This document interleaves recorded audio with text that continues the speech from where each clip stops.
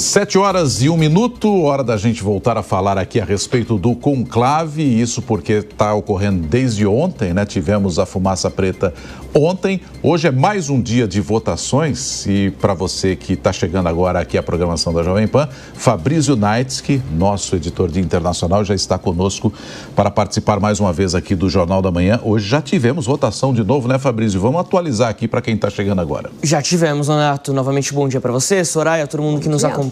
Foram duas votações que aconteceram agora pela manhã lá no Vaticano. A gente lembra que há uma diferença de 5 horas em relação aqui ao horário de Brasília, portanto agora 7h02.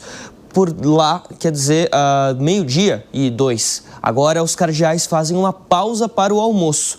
Eles vão sair da Capela Sistina, vão almoçar na Casa Santa Marta e retornam à Capela Sistina por volta das 11 da manhã no horário de Brasília. E aí 2 votações são aguardadas para a parte da tarde, caso não haja definição já na primeira votação durante o período da tarde. Há 4 votações por dia no máximo, 2 pela manhã, 2 pela tarde. O resultado dessas 2 que tivemos agora cedo, a gente acabou de acompanhar aqui ao vivo na Jovem Pan, fumaça preta. Não há definição do novo Papa, pelo menos até o momento. A gente lembra que esse é um conclave um pouquinho diferente dos que a gente viu nos últimos anos, nas últimas ocasiões, porque é o primeiro conclave com mais de 120 cardeais. Portanto, para você obter a maioria dos 2/3, que é necessária para se eleger um novo pontífice, são necessários 89 votos, de um universo de 133 cardeais que estão lá reunidos na Capela Sistina. Isso quer dizer que conquistar esses 89 votos não é exatamente algo fácil, você chegar a um consenso tão rápido assim. Embora ontem a gente tenha ouvido pedidos do cardeal, inclusive Giovanni Battista Re, pela união da igreja, pela unidade da igreja, não quer dizer que necessariamente a gente terá uma definição assim tão rápida quanto a gente poderia imaginar. Claro, ainda está dentro da expectativa, que aquela média que a gente observou no conclave de 2013, que elegeu Jorge Mário Bergoglio, Papa Francisco, e no que elegeu Joseph Ratzinger lá em 2005, Papa Bento XVI. Então, ainda está dentro dessa janela de tempo, dessa a janela de duração do conclave. Não chama ainda tanta atenção o fato da gente não ter tido a definição na manhã de hoje. E vai aumentando, claro, a expectativa. Cada fumaça preta que passa, a gente está mais próximo da fumaça branca, né? Ou seja, todos os olhos voltados para hoje à tarde. Entre 12h30 e 2h30 da tarde no horário de Brasília, nós devemos ter já a nova fumaça saindo do teto da Capela Sistina. Ontem a expectativa também era para as 2h30, Atrasou não, né? Não quer, porque não há duração estipulada. Mas a expectativa, que era de 2h30, o pessoal ficou esperando mesmo lá na Praça de São Pedro, até por volta de 4 da tarde aqui em São Paulo. Que, aliás, né, Soraya, Naits, que você que nos acompanha, frustrou bastante gente, né? Tem gente que foi lá e, eu vou embora, porque a fumaça não sai, tá demorando e tal. E muita gente acabou indo embora um pouco mais cedo. E pelas imagens, quem está nos acompanhando com imagens, observa que tem muita gente ali no entorno, né, da Basílica acompanhando de perto para tentar saber se sai hoje o nome do substituto do Francisco. E a expectativa também se justifica, né, Naits, que à medida em que a gente tem aí o Francisco tendo algumas reformas na Igreja Católica, mais voltada para os pobres, para boa parte das minorias. Então muita gente se pergunta qual será o perfil desse substituto que vem por aí. É um dos enigmas também para essa eleição. Essa é a grande questão. A gente vinha observando as reuniões preparatórias no Vaticano desde a morte do Papa Francisco e o que a igreja detalhava como prioridade para os próximos anos. Então, isso pode acabar orientando um pouco os cardeais no conclave em relação a qual perfil que eles querem, que eles estão buscando para esse novo pontificado. Quando a gente fala, por exemplo, dos cardeais favoritos para assumir o cargo, a gente está entendendo aqui, dando a entender quais são os perfis. Porque, de fato, um nome específico é muito difícil a gente indicar. Então, quando a gente fala, por exemplo, um perfil similar ao do Papa Francisco, é o do Luiz Antônio Tagle, por exemplo, que é considerado mais progressista, por assim dizer, que tem uma postura similar ao do Papa Francisco. Quer dizer que, se a igreja optar por alguém desse perfil, será o Tagle? Não, não quer dizer. pode ser outro cardeal também nesse espectro, vamos dizer assim. Caso, por exemplo, do Jean-Marc Aveline, que é francês, que era muito próximo do Papa Francisco.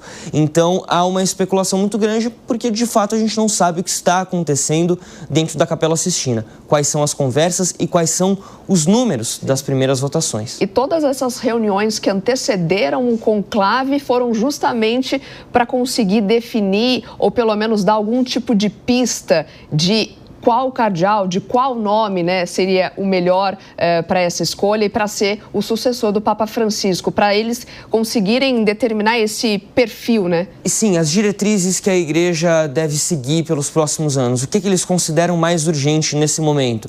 Porque quando a gente fala da Igreja Católica, no caso do Vaticano, a gente está falando da Igreja Católica e de um Estado, ou seja, um país que tem contas a gerir, que tem, enfim, 800 pessoas vivem ali, todas elas, claro, em função da Igreja, mas não deixa de ser um chefe de Estado, que tem que resolver questões que um chefe de Estado qualquer tem que resolver. Então, por exemplo, questão de escândalos envolvendo o Banco do Vaticano. Isso tudo a gente precisa saber o que os cardeais pensam para ver o que vai acontecer daqui para frente. Então, é uma discussão, claro, religiosa, principalmente religiosa, majoritariamente religiosa, mas também uma discussão que envolve um pouco de política, porque o Vaticano não deixa de ser um país como qualquer outro, que tem suas contas, que tem um Estado todo a gerir. E aí, claro, a primeira oportunidade dos cardeais a se reunirem, todos eles, os cardeais votantes, se reunirem e entenderem exatamente o que cada um deles pensa. É importante a gente lembrar que 2013, o conclave que elegeu o Papa Francisco, já era um conclave na época da internet, mas agora muito mais. Isso possivelmente faz com que alguns cardeais já cheguem sabendo quem é, por exemplo, Luiz Antônio Tagle, quem é Robert Sará, quem é Jean-Marc Aveline, quem é o Dom Odilo Scherer, por exemplo. Não se conhecem pessoalmente, mas sabem quem é. Já tem, no mínimo, uma leve ideia de quem está lá ao lado deles. Sim. Mas ali no Vaticano mesmo é que eles vão saber ali, face a face, quem é que está nessa disputa, quem é que está no páreo, quem tem intenção, de fato, de ser Papa, gostaria de ser Papa nesse momento, e aí os votos começam a ser distribuídos. O que a gente pode afirmar aqui com certeza, Soraya, Nonato, é o seguinte: em geral, pelos resultados das votações que a gente acaba recebendo depois, a partir da primeira votação já desponta um favorito. E aí esse favorito costuma acabar convencendo os outros cardeais a receber o número de votos necessário para concluir o conclave. É como se você fosse afinando, né? Exatamente. Talvez essa primeira votação, o primeiro dia de hoje, possa servir ou tenha servido como uma espécie até de teste para que os cardeais possam, de fato, nesse segundo dia, né, ter mais certeza ali do seu voto e aí, enfim, chegar a esse consenso que o mundo todo está esperando. Perfeito. O que a gente pode imaginar aqui é o seguinte, seria raríssimo, vamos supor que nós três aqui fôssemos cardeais concorrendo ao papado. Eu, na primeira votação, recebi 50 votos, o Nonato recebeu 20, a Soraya não recebeu nenhum. O que acontece? Na segunda votação, dificilmente a Soraya vai receber algum voto já. O Nonato possivelmente já vai receber, ao invés de 20, 15. E eu pego esses 5 votos, acabo ficando com 55. Pode ser o contrário também. Pode ser o contrário. Ou uma surpresa e eu ganhar, talvez. Aliás, falando nisso, né, daqui a pouco a gente tem a participação do Luca Bassani, direto da Itália também. O Pietro Parolin, ele tem despontado como um favorito também, exatamente por ele ter trabalhado muito próximo do Jorge Bergoglio, o Papa Francisco, como secretário de Estado. E mal comparando, o secretário de Estado ali é uma espécie de sei lá, primeiro-ministro, um primeiro-ministro, Casa Civil, primeiro-ministro, quer dizer, ele faz muita coisa para auxiliar o Papa. Então, ele conhece todo esse trâmite do Estado Vaticano e, obviamente, da questão religiosa nem se fala, né? Perfeitamente, conhece os meandros ali do Vaticano, isso é muito importante para quem busca, talvez, um Papa mais moderado. O perfil dele foi enquadrado, né? Um perfil técnico, digamos assim, poderia ser, certamente, Pietro Parolin.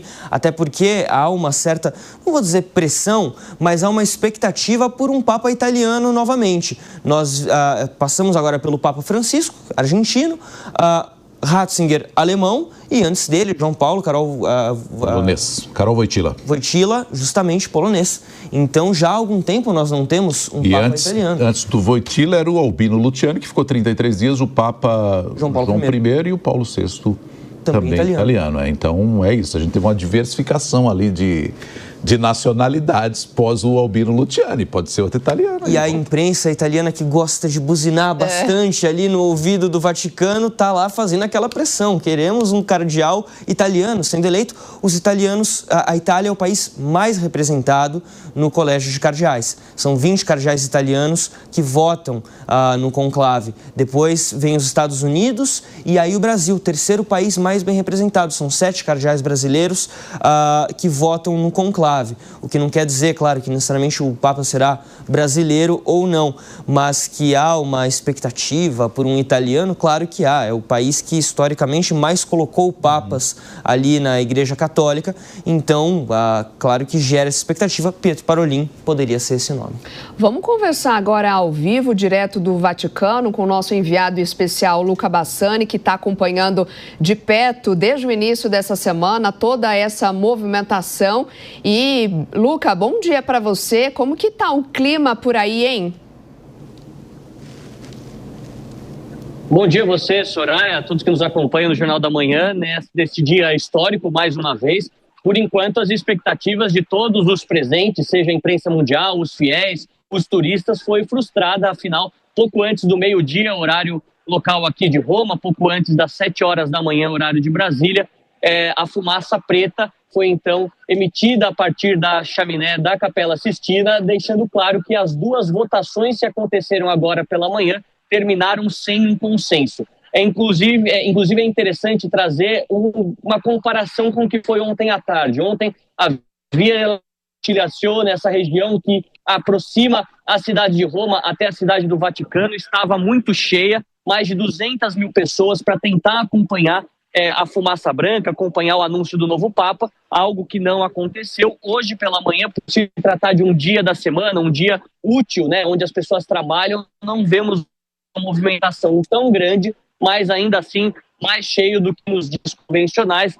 A fumaça veio numa hora não muito esperada por conta de ontem ter demorado bastante. Comparando com os dois últimos conclaves, do Papa Bento XVI em 2005 e o Papa Francisco em 2013, nós tivemos uma demora de quase 1 hora a mais para a primeira fumaça em relação a esses anos anteriores, o que fez com que muitos pensassem sobre as possibilidades do lá dentro. Hoje pela manhã seguiu o script praticamente costumeiro de um conclave no segundo dia, e depois de 2 votações os cardeais fazem a pausa, seguem novamente a residência de Santa Marta para o seu almoço e retornam por volta das 15h45, horário local a Roma, para a Capela Sistina, fazendo seu caminho até mais ou menos umas 4h30, ou seja, lá por volta das 11h30 da manhã, horário de Brasília, nós teremos a retomada da votação, a segunda sessão do dia, que também tem 2 votações. Caso a primeira delas seja conclusiva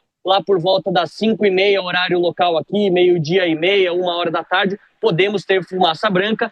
Caso contrário, uma segunda votação ela é emendada logo em seguida para que os cardeais deliberem mais uma vez. E aí, ao final desta segunda votação, teremos fumaça, seja preta, seja branca, por volta também das 5h30, 6 horas, horário local aqui de Roma, o que poderia nos colocar na faixa aí das 2, 3 da tarde, horário de Brasília, lembrando que são sempre estimativas, porque aquilo que se passa dentro da Capela Sistina não é divulgado ao resto do mundo, que está do lado de fora, e a gente fica aqui apenas na espera, obviamente, temos de plantão para voltar luto com ele.